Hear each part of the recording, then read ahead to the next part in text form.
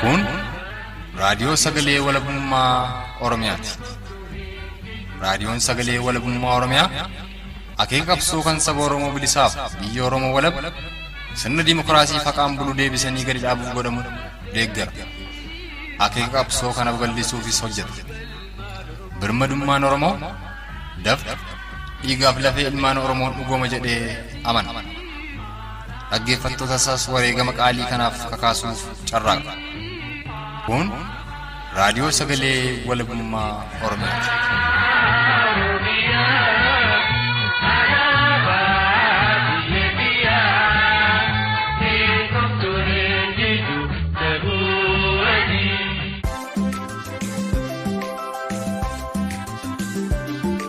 Sagantaan raadiyoo Sagalee Walabummaa Oromiyaa Kibxata Waxabajjii bultii tokko bara 2021 yaa eegale. Olmaan nagaa hordoftootaaf dhaggeeffattoota keenya jaallatamoo ashamaa.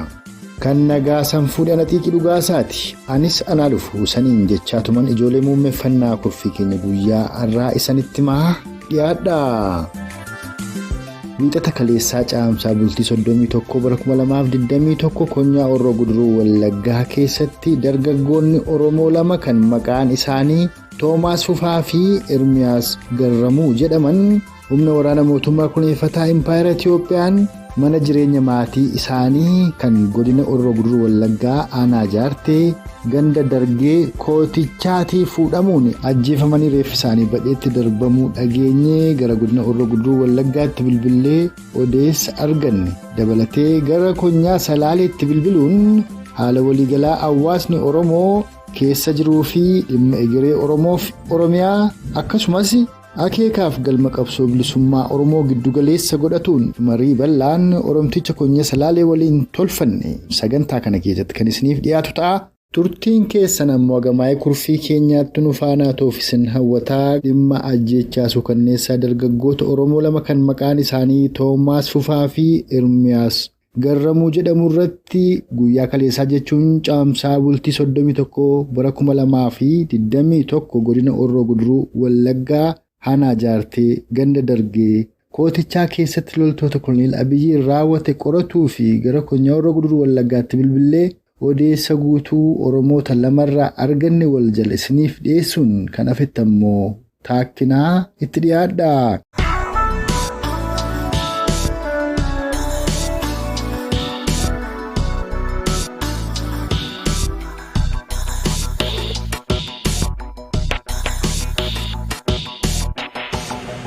Godina Horroo Guduruu Wallaggaa Dargaggaa Jaarteetti ijoollee lama ganama kaanii ajjeesanii boolla tokkotti awwaalamanii walumaa gala godina Horroo Guduruu Wallaggaa nagaa hin qabu jedhama isa duriirra akkaan hammaatee jira jedhu kanaafan sinii bilbile silaa. Rakkoo waliigalaa akka naannoo kanaatti baay'ee hamaati jira. Yaa ta'e dhaniidhuma hawaasa rakkisaa gidirsaa jiru akka boqqolloon irree hin facaaneeti uummata dorkaa jiru maaliif jennaani. Yoo boqqolloo faca'e jarri keessa galu jedhanii kana sababeessanii uummata kana beelaaf gidirsuu fi akka uummanni immoo gidirfamee deebi'ee immoo harka jaraaf laatu ta'edhanii rakkoo uumaa jiru akkanaa muruutti naannoon gammoojjii kun ammoo boqqolloon hin facaane akka boqqolloon hin facaane irree dhorkaa jiru rakkoo hamaatu jira.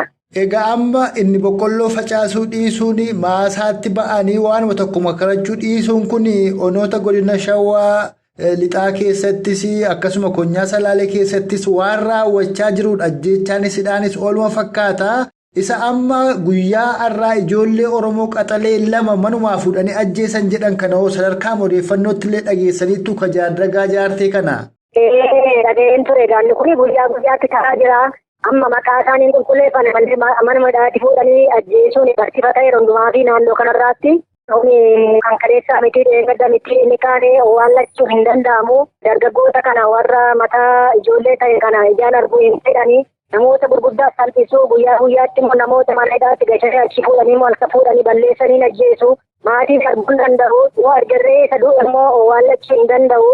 Namoonni baay'een kun horiidatti akka reeffa saawwanii lafarratti lafatti gatameeti jira. Hammeenya hamaa keessa jira naannoon. Egaa guutuun Oromiyaa keetti ta'aa jira gaa kun kan godina Shawaa lixaa kun gara Salaalee Wallaggaa afranii Gujii Booranni akka malee ajabaatu malee ammoo dargaggoota ol adeemoo gara Oromoof Oromiyaaf abdii ta'an abbootii qabeenyaa Oromoodhaa hayyoota Oromoo irratti xiyyeeffatan. Inni kun ammoo qabsoo bilisummaa Oromoodhaa gufachiisuu yookaan bara xumura gabrummaa kana akka inni yeroon isaa achi siqu taasisuu keessatti shoora olaanaa qaba yaaddoo jedhutu jira. Isa kana hanqisuuf silaa Oromoon akka Oromootti maal godhuu qaba? Waraana isaas attamitti jabeeffatuu qaba? Isa jedhu irratti osoo yaada keessan nuu qooddanii. Elaa amma kun qabatamaaf argamaa jirudha. Maaliif rakkoon kun amma ta'eedhanii jara warra Amaara ta'anii ijaaranii isaanii dhachiisanii Oromoo katee immoo ari'anii har'a hammeenya guddaa akka isaan hojjetaa jirani kuni kan gabaa guddaatti argamaa jirudha. Har'a magaala keessatti uummata Oromoo reebaa jiru, gidirsaa jiru warra qomoon isaanii Amaara ta'anii isaantu mootummaa birattis amanamee naannoottis amanamee hojii guddaa kan hojjetaa jiran isaani. Kuni bira qabaan qabu harkuma warra Amaaraatiin Oromoon reebamaa jira suma kaleessaatiin irratti hojjetamaa jira. Kun immoo dhoksaas miti isa ifaan argamaa jirudha. Sanaatiifiyyuu uummanni Oromoo garbummaa lammaffaa kana ofirraa kaasuudhaaf inni biyya keessa jiru, inni biyya alaa jiru, isa xumuraatiif duukaa ta'ee sagalee tokkootiin yoo jara kana dura dhaabbanne malee garbummaa isa bara baraa salammata nurraan kaa'anii nutti dhufaa jira. Waaree walakkaa ijoolleen keenya jennu jalatti dhumaa jirti. Abbootiin salphataa jira, gadaan salphataa jira, haalli jiru iddeerraa kaataa jira, uummanni saamamaa jira. Moobaayiliin birriin qabeenya waaree walakkaa sababa sakatta'aa ijjiidhuutiin uummanni saamamaa jira waan ta'eef rakkoo hamaa keessa jirra.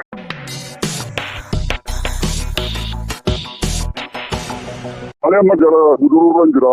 Akkuma beekamu immoo horroo guduruu keessa waraanni mootummaa kun yoo waraanni keenyi tarkaanfii irratti fudhatee deebi'ee uummatuma kana tarkaanfii hin taane irratti fudhataa ijoolleen jedhu jaarsan jedhu yoo waraanni keenyi karaa adda addaa isaan agabe yookaan waraana irratti yookaan kaabinee isaanii irratti yoo tarkaanfii fudhate isaan immoo haaluma isaaniin uummatuma kana miidhaa jiru. Egaa ajjeechaan kun isa duraanii rakka malee ammaateera. Konyaa Horroo Guduruu Wallaggaa keessattis guutuudhuma Konyaa Wallaggaa keessatti akkasumas ammoo kibba Oromiyaatti guutuudhuma Oromiyaa jechuutu danda'ama. Kibba ba'aa Oromiyaa keessatti Arsii Baaleettis bifa wal fakkaataan itti dhufee jira. Ammoo ijoollee jajjabduu egeree Oromoof Oromiyaaf abdii ta'an abbootii qabeenyaa hayyoota Oromoo filaniitu ajjeesaa jiru. Inni kun immoo karooruma Koloneel Abiyyi jalqabarraa ture. Haalli kun akkasitti yoo itti fufee qabsoo Oromoottillee gufuudha. Itti dabalee immoo galmoo qabsoo bilisummaa Oromoollee ga'uu fi gufachiisuu irratti shoora olaanaa qaba. Kanaaf maaltu ta'uu qaba? Hawaasni Oromoo maal gochuu qaba? Attamittiin ajjeechaa kan ofirraa dhaabuu qaba? Attamitti qabsoosaa finiinsuu qaba? Attamitti wooba bira dhaabbachuu qaba? Isa jedhu irratti yaada keessan balliftanii nuu qooddanii. Egaa akkuma beekamu uummanni akka mootummaan kun waan hin taane hojjechaa jiru dhibba baree amma waraanna adda bilisummaa Oromoo qofti akka furmaata ta'e baree uummanni akka tokko ta'ee waraana kana bukkee dhaabbatu hin jedha. Kanarraan ala furmaanni tokkorree akka hin jirredha. Uummanni of baree tokko yoo ta'e malee gabrummaa kana ofirraa buqqisuun irree akka hin jirre waraana bilisummaa Oromoo bukkee yoo dhaabate qofa furmaanni akka ta'u kanan dubbachuu barbaadu. Toleeyyee dhugaadha. Waraana bilisummaa Oromoo obbo qofaadha. Abdiin Oromoo fi Oromiyaadha. Dhugaan kun akkuma jirutti immoo ta'ee egaa yeroo waraanni bilisummaa Oromoo moggaa magaalaatti yookaan baadiyaa Oromiyaa keessatti tarkaanfii fudhatu warri kun magaalaatti ol deebi'aniitu yookaan gandatti ol deebi'anii tarkaanfii hamaa uummata irratti fudhataa jiru. Akka uummataatti silaa uummannoo maal gochuudha qaba? Silaa manas taa'ee du'aadhuma jira. Yoo tarkaanfii fudhates inuma du'aa. Kanaaf taa'ee du'uurra silaa tattaafatuun irra hin jiru. Isa kanarrattis maal gorsitu uummata Oromoo? Waraana bilisummaa Oromoo waan danda'een tumsuun akkuma jirutti ta'ee ofiyoo uummanni tarkaanfii fudhachuun irra hin jiru laata? Kun egaa gaaffiirreen qabu uummanni ofiillee hanqabuutiin hanqaratti haa ta'uu eeboo kana haa ta'uu goraadee haa ta'uu waanuma qabuutiin bukkee waraanaa dhaabbatee waraana mootummaa suukkanneessaa hojii suukkanneessaa hojjetu kanarratti tarkaanfii barbaachisu fudhachuun dirqama. Qeerroo otoo hin jedhiin jaarsi otoo hin jedhiin dirqama. Kuni gorsayyuu hin barbaadu. Otoo nuyi wal taanee wal tarkaanfii oddoo jirru hundaatti fudhanna ta'ee milishaa otoo hin jedhiin kan meeshaa diinaa baatee hundurratti tarkaanfii fudhanna ta'ee of kabachiisuun uummata Oromoo sabni isheen bicuun irree of kabachiisuu dandeessi jechuudha. Wanti guddaan tokko ta'anii oddootti tarkaanfiin barbaachisutti tarkaanfii fudhachuun dirqama. Oddootti waraana bukkee dhaabachuun barbaachisu waraana bukkee dhaabachuun illee dirqama. Kanuma gorsina uummata Oromoo. Tole ulfaadhaa gorsa keessan naamsa keessan uummata Oromoon dangaa dhumarratti tarii waan itti dabaltan yoo jiraate asumaan akka itti dabaltaniif carraasinii kenneera. Hayyee gaanamma wanta haaraa wanta itti dabalurreen qabnu wanti warreen akka poolisii milishaa kun gochuu qabu milishaa waraana poolisii idilee otoo hin jedhin baree gara uummata isaatti deebi'ee uummata isaa bukkee dhaabachuu qaba. Kanarraan ala uummatichi immoo woboo bukkee dhaabatee akka deeggarsa godhuu dhaamsa dabarsaa jechuudha.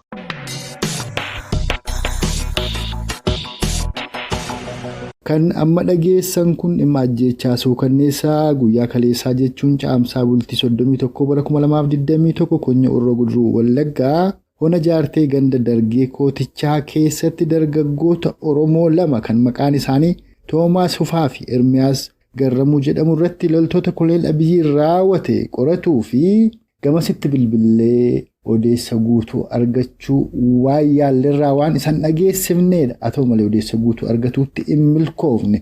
Yoo itti milkoofne sagantaa keenya isaanan keessatti qorannee kan isiniif dhiyeessinu ta'a. Akka waliigalaatti garuu kan Oromoonni Konyaa Horroo Guduruu Wallaggaa irraa odeeffannee isin dhageessifne dubbatan hawaasni Oromoo Konyaa Horroo Guduruu Wallaggaadhaa haala amaa mudataa jiraatu.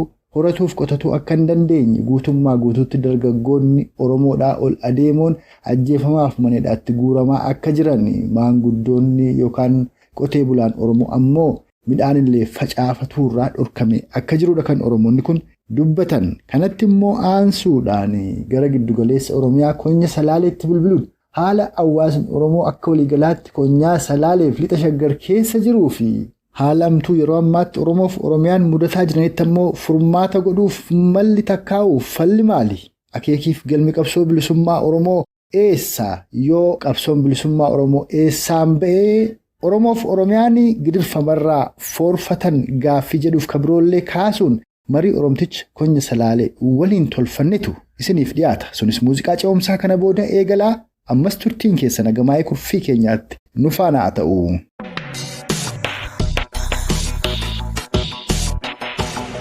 Dhiyeenya kan akkuma guutuu Oromiyaa keessatti ta'aa jiru gidirfamni hawaasa Oromoo irratti Konyaa Salaalee keessatti akka malee jabaatee akka jiru. Gidirfamni kun immoo gandeen baadiyyaadhaa fi magaalota keessatti akka ammaateedha kan himamu.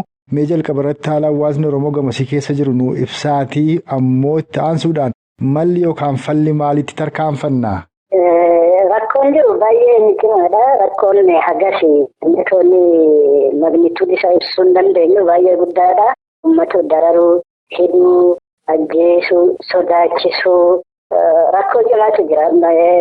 Namoota daldaltoota dhuunfatirraa qawwee yookaan immoo meeshaa isaan bitatan hidhannoo isaan meeshaa isaan ittiin eeguudhaan immoo qabeenya isaan ittiin eeguudhaan bitatan qaamni mootummaa qaamni nageenya aanaa irraa fidanii gurgurachuu, sodaachisuu, hojii dhoowwuu amma ofii isaaniitti sodaatanii maqaa milishaatiin namoota bobbaasanii deematu waraana bilisummaa Oromoo adamsaa jechuun humnaa ol nama sodaachisuu namni baay'ee sodaa guddaa keessa jira.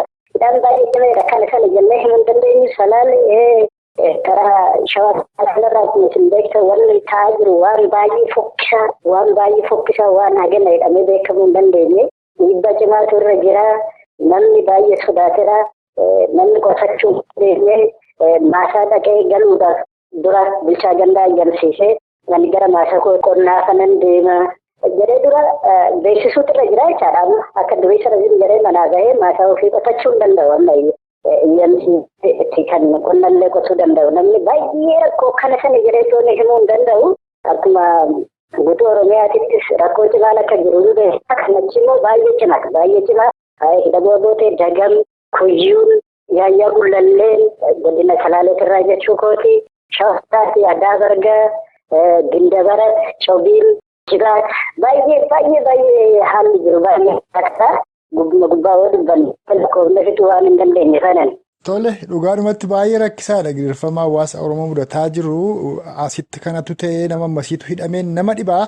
Ammoo dhiyeenyatti namoota hidhaman kan maqaa isaanii beektanii yookaan ammoo juumlaadhumatti lafa baay'inni hawaasni Oromoodhaa kan Konyaa Salaalee itti hidhamee jiru manadhaa isaan baay'inaan keessatti hidhamanii jiranii fi gandeen yookaan ammoo magaalota hona Konyaa Salaalee kan keessatti hawaasni Oromoo akka malee miidhamaa jiru gabaabsaadhuma nu ibsaatii irra jireessa mariin keenya gara falasaatti haa xiyyeeffannu. Tole Magaalonni amma rakkoon hamaan keessa jiru kan hidhaboota magaallee jiree tokko baay'ee rakkoo cimaatu jira. Aanaa Dagan magaalaa Hambisootti namni hidhaa guddaadha. Hidhaa cimaa keessa jira. Kuyyuun rakkoo cimaa keessa jiru. Warri Gullalleettis magaalaa Fittaanitti namoota gara malee dabalanii hidhaa jiranii. Uummannis yookaan immoo waraanni bilisummaa Oromootis tarkaanfii tokko tokko fudhachaa jira. Fakkeenyaaf amma jimaa kana gaafa sagalee natti fakkaata. Makiinaa yookaan immoo konkolaataa ambulaansii humna waraanaa feetee deemtu kan Dagamirraa naannoo Tulluu Leellisaa jedhamutti yeroo ishiin deemtu naannoo Tulluu Leellisaa sanitti tarkaanfii irratti fudhatameera. Tarkaanfii fudhatameen poolisoota 3, milishoota 3 fi meeshaan isa ta'e fudhatameera. Ambulaansii sun guutumaa guutuutti gubateera. Sababa kanaaf baay'ee hidhaan baay'ee hidhaboota akkasuma. Hidhabootaan mootummaan olii erge dhaqeen lolu amma milishaadha. Milishaadhaan dhaqaadhumaadhanii milishaa gandarraa fidanii rakkisanii hidhanii lolakkii hin dandeenye humna keenya uluu isaan jedhanii qabanii hidhanii meeshaarraa fidanii meeshaan ni gurgurama. Duuban gurguraa jiranii warri aana bulchan bulchiinsa nageenyaa gurguranii biizinasii cimaatti jiru jechuudha. Amma aannan arfan kun baay'ee rakkootti cimee jira jechaadha. Hidhaboobooti magaalaa jiree. Kuyyuu magaala Gabra Gurraachatti, Dagan magaala Hambisootitti, baay'ee Gullallee magaala Fittaa. Baay'ee waan nama gaddisiisu bakki itti dhabamee namni raabbataan kan jiru fakkaatu jira. Namni haala malee hidhamee jira jechuudha. Amma waa'ee meeshaa abbootii qabeenyaa Oromoo meeshaadhuma seera qabeessa kan isaan galmeessanii jiran irraatii hiikanii saamanii gurguratuu kaaftani sana callaa immoo osoo hin taane. Miliishotuma iyyuu dirqisiisanii gara obbo lolaa dhaqaa barbaadaa yeroo jedhaman yeroo immoo miliishonni kun humna keenya ol jedhanii didan miliishota kana hidhanii meeshaa irraa hiikkatanii gurgurachaa akka jiranidha. Egaa bulchitoonni godinaas haa ta'u kan haanaadha. Waan meeshaa kun egaa akka malee hammaatee akka jirudha. Kan hubadhutti gurgurtaan meeshaa kun naannoo sana kan socho'an humnoota Amaaraatu jira. Karaa Ginda Dargee magaalaa Ejereetti humnoonni Amaaraadhaa humni guddaan seenanii achirraa bobba'anii akka hawaasa Oromoo gidirsaa turanii namuu kan quba qabudha. Meeshaan amma milishotarraa hiikamu abbootii qabeenyaa Oromoo irraa hiikamee bulchitoonni godinaaf aanaa gurgurataa jiru jettan kuni eenyutti gurgurama? Tarii humnuma Amaaraa sana jabeessuudhaaf isaanitti gurguramaa jira moo garamitti deemaa jira meeshaan kun meeshaa kana bal'ina isaanuu ibsaa gara qabxii itti osoo hin dabarre? Meeshaan kan gurguramaa jiru nama qaban nama bakka buufatanii kun akkuma nama kuusaa meeshaa kun meeshaan dukkaanaaf gurguramu kuusaa qabu kana nama isaan gurguru nama qaama mootummaati fi namoota bitu gadda namni meeshaa nagadamee jechaadha. Sheerii hojjetan qixxee gadi isaan birrii haa argatan Amaara haa ta'u qixxee haa ta'u Oromoo haa ta'u abbuma arganitti kan gurguratan meeshaa baay'een kan gurguramaa jiru namoota dhageenyutti karaa darraarraan daandii wallotti baasu tokko jira meeshaan kan gurguramu darraarratti amma baay'een isaa kan salaalee jechaadha. Asiin immoo karaa warra jaarsoo asirratti gurguranii warra gara Goojjameef ce'ee dhufutu bitataa jedhama odeeffannoo jirurraa jechaadha.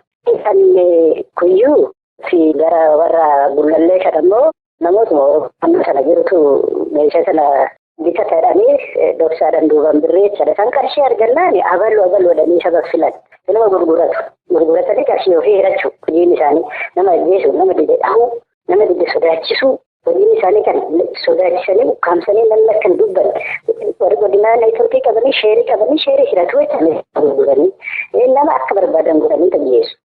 Karaa irratti fidanii shiidhan badii keenyallee karaa irra qabamtee waan qabeenya qabduuf jecha hidhamtee hiikamuudhaaf birrii 10,000 birrii 20,000 kaffala. Kanaaf iyyuu gabaa guddaa hojjechaa jira nama talaallee irratti guddaa jiru dubbachuu fi gabaa guddaa cimaatu daldalamaa jira. Woboloo kan jedhanii dadhabaniiru sodaataniiru kan isaan hojjetan nama hiyyeessu yoo ta'e qote bulaa harka qalleessa yoo ta'e birrii 10,000 warra kaan immoo 1,030 gaafatu. Akkasitti kan eegamu namni hojii keessiitti hojjetamaa jira jechaadha. Gabaatii jijjiirratanii. Dhugaadhumatti waan Oromoof Oromiyaa mudataa jiru waan akka malee nama raajuu nama gaddisiisuudha. Gochaa kanaan dura mootonni koloneeffattoonni Abashaadhaa darbanii ordaran kan loltoonni poolisoonni akkasumas ammoo kaabinoonnii fi dabballoonni mootummaa Koloneel Abiyyi yeroo ammaatti Oromoo irratti hojjetaadha jiran. Keessatti ammoo kan akka malee nama gaddisiisuu fi galma ga'eemsa qabsoo bilisummaa Oromoo irratti immoo yaaddoo guddaa ta'ee kan jiru.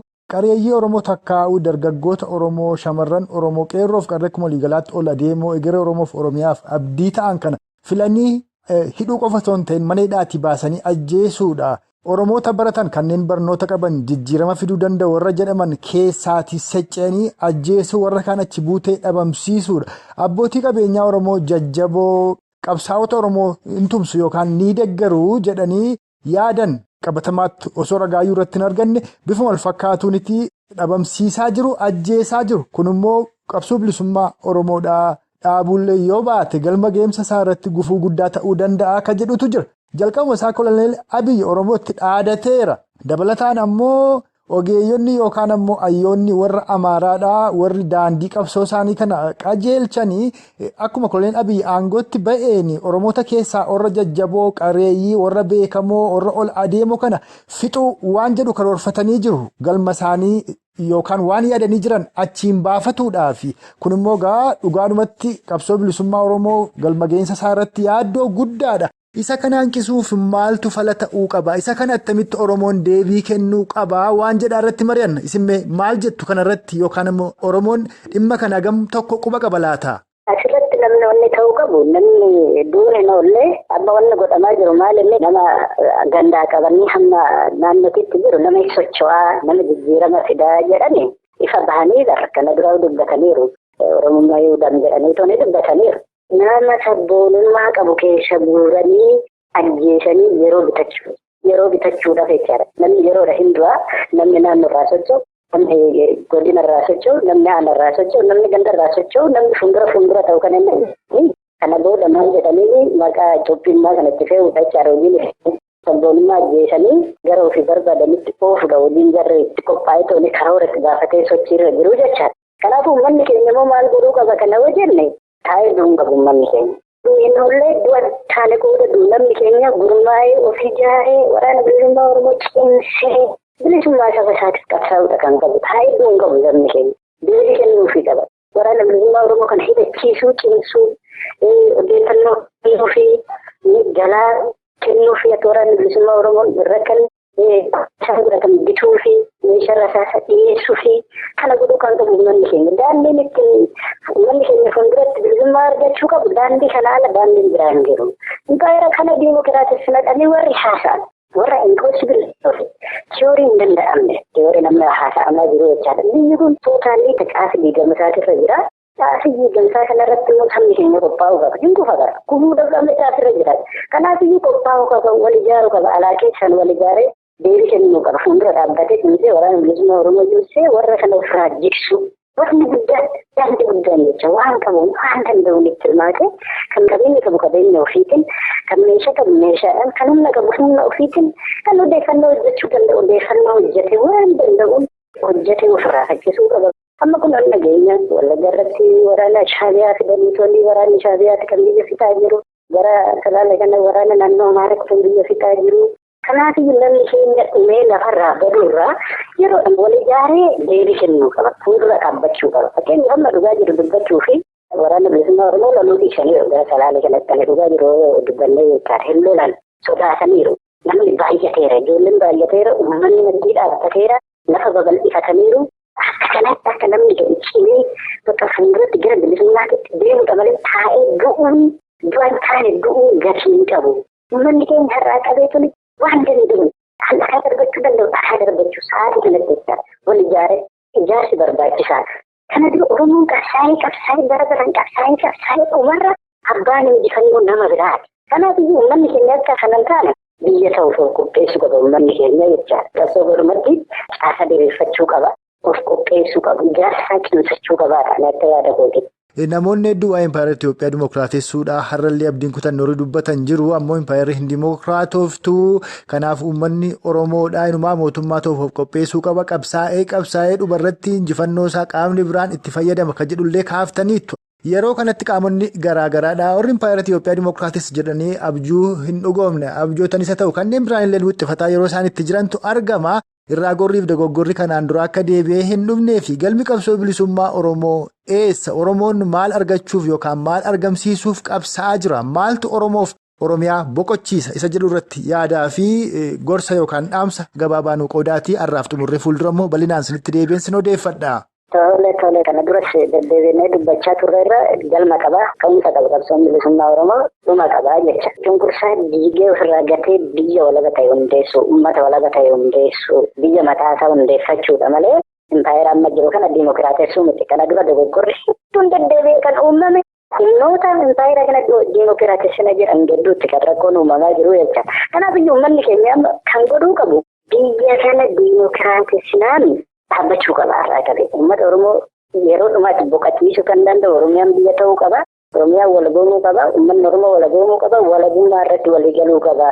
Gootonni keenya kana dura beektonni keenya hayyoonni keenya itti wareegaman. Kan akka Lamoo Biltuu, Taaddasaa Birruu, Baaroo Tumsaa, Magarsaa Bariisaan itti wareegamanii bilisummaa Oromiyaatiif jecha. Maqaa Impaayera kanaatiin bara baraan dhiiguun nu gahuu qaba. Uummanni keenya daandii kanatti qofa fuulleffachuu qabaadhaan akka yaada kootitti.